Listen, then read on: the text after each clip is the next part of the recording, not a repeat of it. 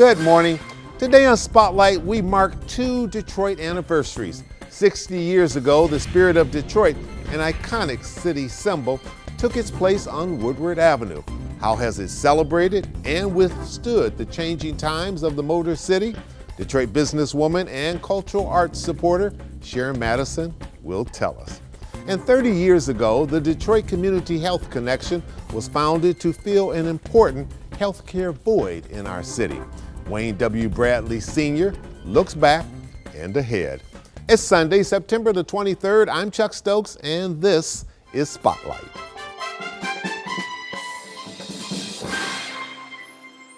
Wayne, good seeing you again. Good seeing you, Chuck. Good. 30 years you're about to celebrate at the Charles H. Wright Museum of African American History for your organization, which has a reputation of helping so many people. In the healthcare business, that's hard to do. Yes, it because is. it has a lot of peaks and valleys. Yes, it does.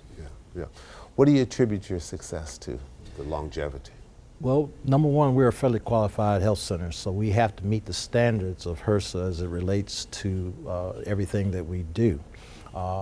Because it is such a difficult task to provide services to folks without the necessary funds, that's an important link to who and what we are about. And we should emphasize that the clientele that you serve are people who are either uninsured or underinsured. Underinsured, uninsured. We have a Medicaid population, which is a form of payment, but we still take care of those who have no insurance.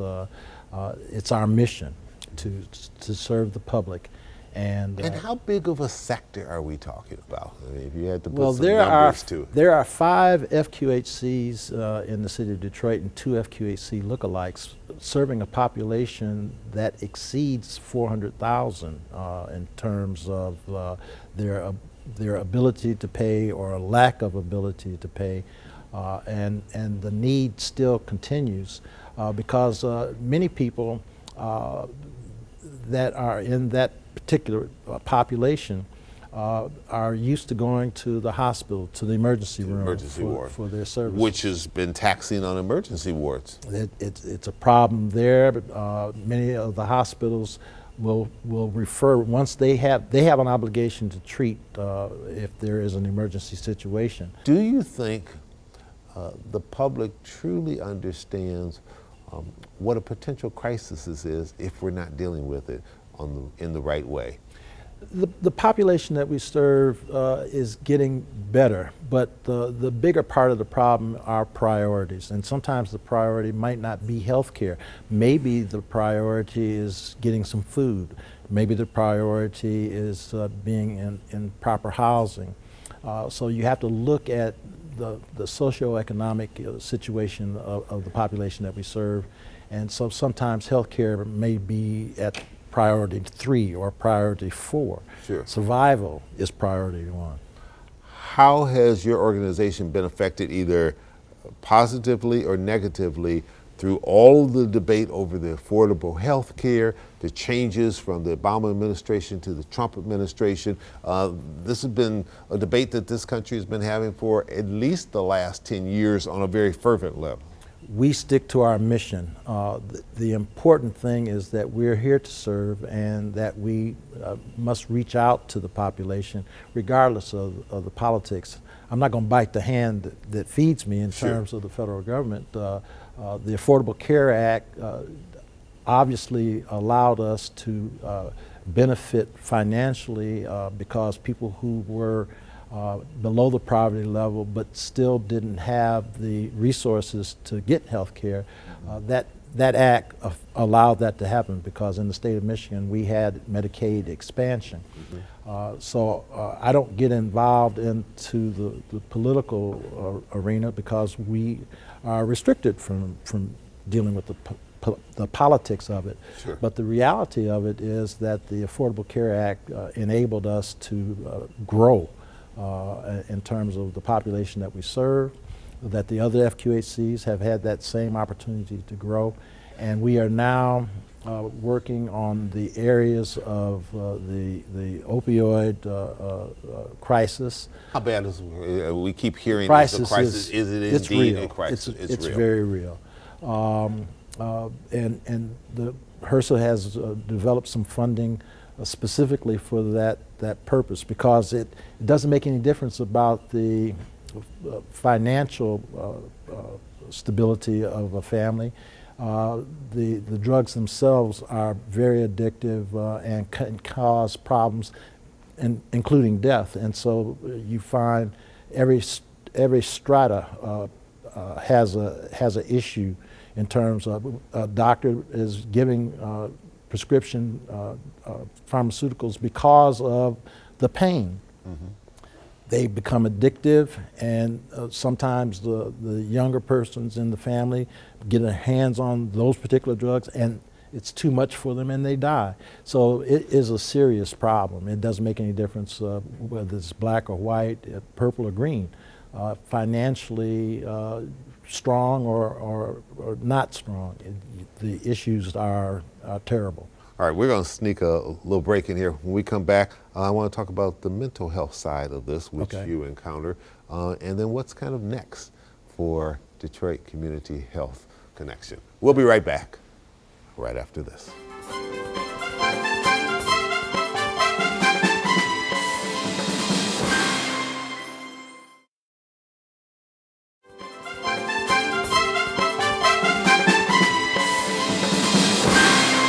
And welcome back to Spotlight. Primary care, that's what you're most concerned with, even though you do encounter the mental health side. Let's talk about the primary care first. What's the biggest hurdle that you have to overcome with that? Well, when you talk about primary care, particularly with the FQHC, and FQHC means Federally Qualified Health Center. To be a federally qualified health center, you have to provide internal medicine, OBGYN, and pediatrics. OBGYN has been long considered in the commercial world as a specialty, but within the FQHC world, it can be primary. There are many of our patients, the only doctor that a female sees is the OBGYN, and then it's from birth and aftercare. So OBGYN is considered primary for us. We have about 14,000 unduplicated members who participate in our 6 centers, and we're about to dedicate a 7th center. Okay. So consequently, that represents around 32,000 patient visits, encounters over the course of a year. We'd like to see that number increase, and we're working very hard to do that. But that also involves the mental health community, because many times in the past, the only patients that we have seen are those that do a walk-in or have been referred to us by some of the behavioral health organizations. But now the focus is on the total health care of an individual. So, and a lot of it preventative as much as you can. As much as we can.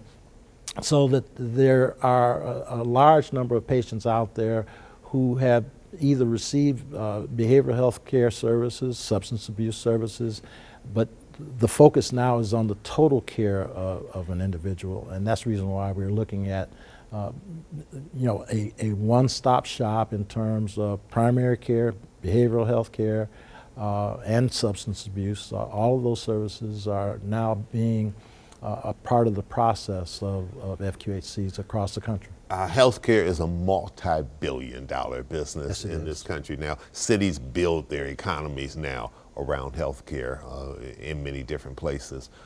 Is it safe to say that your organization is a key sort of stopgap in the middle of this big puzzle of healthcare? And if it were not for organizations like yourself with these large healthcare companies, that the system probably would not work as well, that you need all of it? I think that my answer to your question is that we are a part of the puzzle. We are a partner One of the things that is critical is that we all are now recognizing the need to work together. Managed care is a key component as it relates to all of the FQHCs. We have contracts with all the managed care companies, and in our situation, it's in the city of Detroit. But managed care is very much a part. Managed care is a partner with the hospitals. We are partnering with the hospitals. We want to be that body that they refer the patients to once they leave the hospital setting. Managed care has contracts with the state of Michigan relative to providing services for those underserved people that we've been talking about. So it is the partnership between that makes all everything of us work. that makes it work. That's correct. Final question. I mentioned it early on in the first segment that you got a big gala coming up. What time, exactly what day, and are tickets still available? Every FQHC is required to do some fundraising on its own, not relying totally on the federal dollar. Our annual event is what we call a red carpet event at the Charles Wright Museum of African American History. The time of the event is 6 to 9 o'clock. We actually have a statue of the Oscar out at the end of the red carpet to truly demonstrate that this is our red carpet event. Right. And the date of the event? The date of the event is October the 5th, which is a Friday. Yes, we charge $125 per person for the event, and we do have sponsorship packages for those that are interested in being a sponsor. We have had phenomenal success.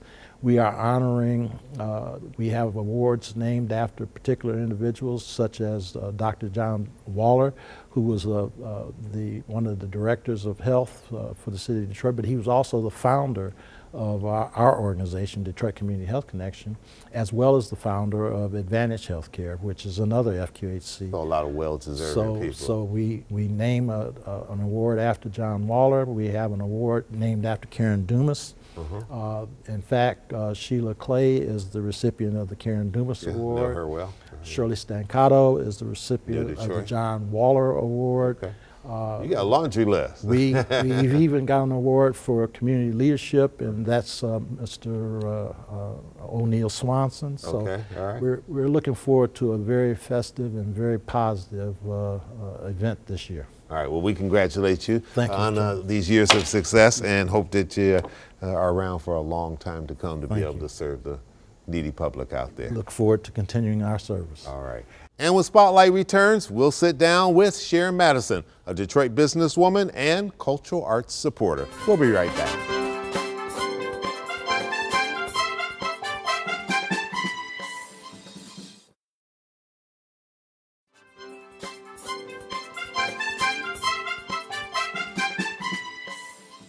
Welcome back to Spotlight. Joining me now is Sharon Madison. She is with the Detroit Wayne Joint Building Authority. You got it. All right. She wears a lot of other hats too in this community, but this is the most immediate hat that she's wearing. You just had a big celebration on Friday, celebrating the spirit of Detroit and its 60th anniversary. I didn't realize that sculpture is that old. It is 60 years old, big birthday party. You know, as you know, the Detroit Wayne Joint Building Authority is the oldest building authority in the state of Michigan. Okay, I did not know that. Yes, and our governance is to operate, develop, and maintain this KMAC, Coleman A. Young Municipal Center, as well as the Spirit of Detroit.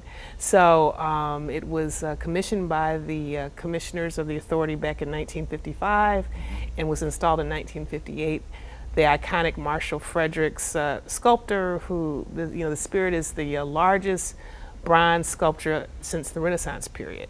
Is that right? That's correct. And so, it was quite a feat to have that in 1958. Right. Well, it's one of those symbols of when you see it, you think Detroit, and it's smack dab in the middle of downtown. And it's been used for so many different celebrations, sometimes a little controversial. Yes. But in those years in which We won championships. People very quickly wanted to have a big jersey representing whatever sports team had just won that. But that caused a little controversy, and explain why. Well, the reality of it is that the Spirit of Detroit is an iconic sculpture. You know, if you look at its left hand, you'll see a globe with rays coming, which represents God, and on the right hand, a family that represents the relationships of people, and that we're all one family under God.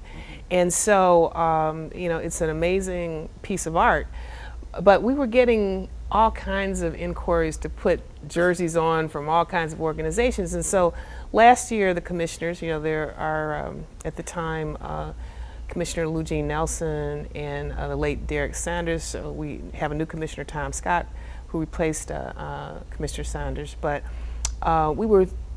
we had to question, what does the Spirit of Detroit mean? And so we decided two things. One is that we would only allow championship sports teams, you know, our Lions, Tigers, Pistons, etc. If they win a championship. Let's reverse that. We haven't seen a Lions shirt on there, and there's a good chance we may not see one for a while, but we're going to be optimistic. Yeah, okay? so if there ever is a championship pro sports team, that's right, anything in our lifetime. In our lifetime or the next, you know, then we will agree to having a jersey put back on. Right. And so that was one thing. But the My more hunch is if the Lions ever win the Super Bowl, they'll put that jersey on and be afraid to take it off. but okay, that's another commentary. All right. But you know, it begged to the larger issue. What does the Spirit of Detroit mean? And so we started to have that conversation. And on Friday, we announced that we were going to have a competition of school children, high schoolers in Detroit and in Wayne County, through the arts, to show us what the Spirit of Detroit means to them. So we started and launched our Show Your Spirit campaign, Detroit. Great. And we have a curatorial team headed up by Eunice Moore, Chris Collins from the Detroit Jazz Festival, okay. Right. George Nnamdi and his daughter Nzebe, Tony Smith, the assistant principal at the Performing Arts School, and others, to develop a criteria for students to be able to compete. And so in dance, music, spoken word, music, etc. So we're very excited about that. At the celebration, we had our inaugural Spirit of Detroit band to perform, which are alumni from the Detroit Jazz Festival. And so, you know, it's a very exciting opportunity for us to have young people show us and tell us what the Spirit of Detroit means to them. Well, you know, Detroit is without question a great music town, and there's also great art here. I'm not sure we're known as well for our art as we are for our music, but we know we've got plenty of both. As you see Detroit sort of reinventing itself in many different ways, are you hopeful that art will play an even more prominent role in terms of the celebration in this town? Well, absolutely. You know, this is what binds us all together. But we have amazing artists from Detroit. You know, Charles McGee they just did an installation at the African American History Museum, and also I think in Rosedale Park just recently. Right, Hubert Massey. That's right. You know, there are so many visual artists that have come from here. We're not as well known just because, you know, we seem to gravitate toward the musicians, but the reality of it is that all the arts, visual arts, music, dance, spoken word, Jessica Care Moore, who performed, who is internationally known as a poet, from here, and has, you know, she was in the Apollo Theater, live at the Apollo. She won so many times, they had to retire her so somebody else could win. So, you know, I mean, and, you know, and she's cultivating new talent and will be working with us on this program. So the real issue is that the arts are what makes us human. And in the visual arts, you know, the DIA is one of the top museums, you know, in the country and albeit the world.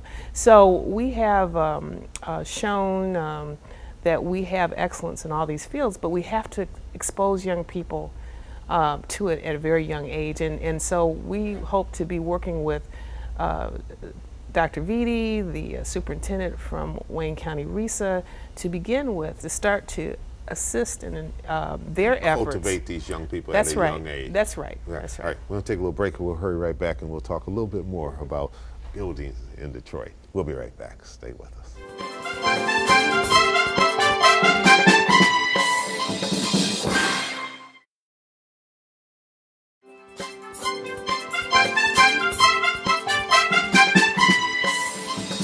Welcome back to Spotlight, talking to Sharon Madison of Detroit. And I should say one of the few, perhaps the only, are you the only African-American female that owns a building downtown? Well, I don't know, Pat Cole also owned a building, and I think she sold her building, and I think she's back in it. Okay. I think, but not that I'm but really the list aware is of. real I don't really short. know where, The list is real and short. actually there aren't that many African-Americans, period, that own buildings. property downtown. Yes. Yeah. How have you managed to survive with all that's going on? Because every time I go downtown, and I'm there a lot, you go just from one week to another, you see something new. Cranes are in the ground. I mean, there's progress going on, and that's a good thing, but it also means a lot of changes or what have you. How have you been managed to hang on in the midst of all this? Because I'm sure you've had a lot of people say, aren't you ready to sell that building to me? Yeah, well, Chuck, I've owned this property for over 30 years, almost 35 years, and it has been a challenge. When we've been there when no one was there. Right. All the people that have come now and invested dollars. We sort of held that ground, and so the only thing I can say is through prayer.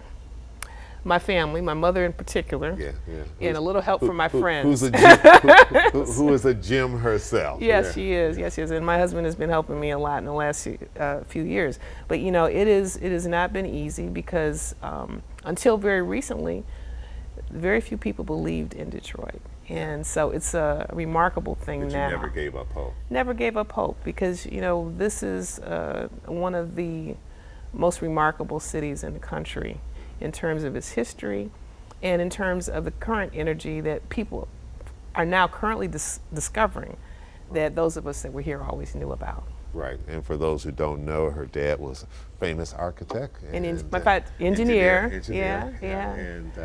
And did some great things during his time here on this earth. Well, we're wishing you the best of luck. Spirit of Detroit, we know it's not going anywhere. And we'll just make sure that the only jerseys that go on that Spirit of Detroit are when we win a championship. And hopefully there are a lot more of those to come. We're looking for, the Spirit of Detroit, we're looking for that spirit to come through so that we'll have multiple championships that will be, including the Lions. I like that. All right. Sharon, thank you so much for coming in. Thank you so much, Chuck. Give our love to your mother. I sure will.